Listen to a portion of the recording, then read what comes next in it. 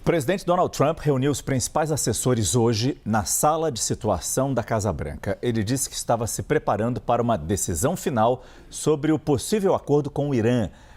Mas a reunião terminou sem nenhum anúncio. A gente volta a conversar com a correspondente Priscila Yazbek com essas informações. Priscila.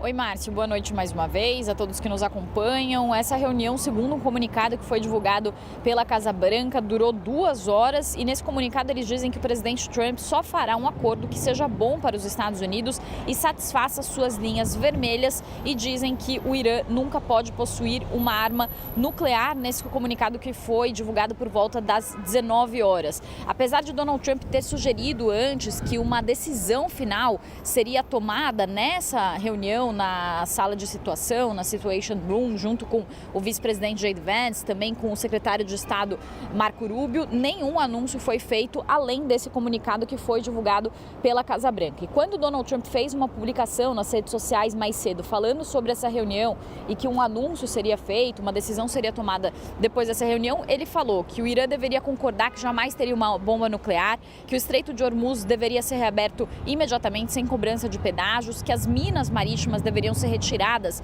do Estreito de Hormuz, que o Irã concluiria a remoção dessas minas, que os navios retidos no Estreito por causa do bloqueio americano seriam permitidos, esse bloqueio seria suspenso, eles poderiam retornar para casa e ele disse que o urânio enriquecido seria retirado pela própria capacidade dos Estados Unidos. E ele disse que nenhum dinheiro será transferido até novo aviso, foi o que disse Donald Trump nesse comunicado, dizendo que outros pontos de importância muito menor também já tinham sido acordados e ele terminou essa mensagem dizendo que ia se reunir na sala de situação para tomar uma decisão final, mas nenhuma decisão foi tomada. Do lado iraniano, o porta-voz do Ministério de Relações Exteriores disse que Washington e Teherã continuam em contato, mas que um memorando de entendimento entre os dois países ainda não foi finalizado. E o que a gente pode inferir sobre essas declarações, Márcio, é que muitas dessas falas de Donald Trump sobre o que seria um entendimento entre o Irã e os Estados Unidos são questões que são inaceitáveis para o Irã. O Irã já disse que não vai entregar o urânio enriquecido, por exemplo, aos Estados Unidos, para citar apenas uma das discordâncias, e talvez esses impasses impeçam que haja um entendimento entre Estados Unidos e Irã. Só uma última questão, o Irã também exige que os Estados Unidos enviem recursos para fazer a reparação dos danos causados pelo conflito. Os Estados Unidos se recusam e fontes do governo americano disseram à CNN que um fundo com países aliados do Golfo Pérsico poderia ser criado para enviar recursos para o Irã, já que Donald Trump criticou muito Barack Obama pelo envio de recursos ao Irã quando foi feito o acordo nuclear de 2015, algo que inclusive é questionado, porque na verdade não foi um envio de recursos, mas a liberação de ativos congelados. Então, se Donald Trump tivesse que enviar recursos ao Irã, isso seria também muito criticado internamente. Eu volto com você, Márcio. Muito obrigado, Priscila Yazbek. Eu volto a falar com Lorival Santana. Lorival, uma semana muito marcada pela expectativa de um acordo, e dá até vergonha dizer isso, né? Eu tinha uma certa esperança da gente ter um acordo, né? Depois de, completando ontem, 3 meses de guerra. Até agora, nada. O acordo vai acontecer, o Trump deseja o acordo, os iranianos também desejam.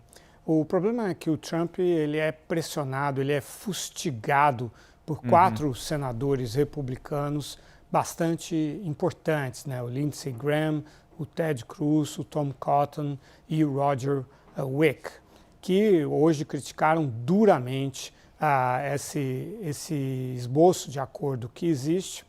E, de fato, foram os Estados Unidos que cederam. O Irã não cedeu em nada de substancial e essas linhas vermelhas às quais o Trump se referiu, na verdade, várias delas foram cruzadas, as principais, inclusive.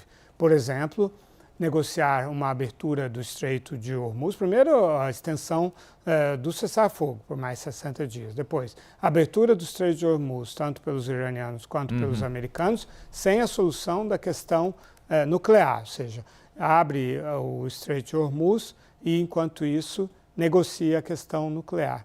E, o mais importante de tudo, a aceitação por parte do Trump do princípio de que o Irã pode ter um programa nuclear pacífico. Eu já vim indicando isso há vários dias, que o Trump mudou a linguagem. Em vez de dizer o Irã nunca terá um programa nuclear, ele passou a dizer o Irã nunca terá armas nucleares, exatamente para aceitar aquilo que o Irã sempre insistiu. O Irã nunca disse eu quero ter armas nucleares, o Irã sempre disse eu quero ter um programa nuclear pacífico inspecionado pela Agência Internacional de Energia Atômica. No passado, o Irã escondeu um programa clandestino. Isso no início dos anos 2000 foi descoberto e foi aí que surgiram todas as suspeitas em relação ao Irã. Mas ele estava cumprindo o acordo firmado com o Barack Obama, com inspeções bastante invasivas da Agência Internacional de Energia Atômica, que garantiam que não havia enriquecimento acima do nível necessário para a geração de energia elétrica, 3,67%.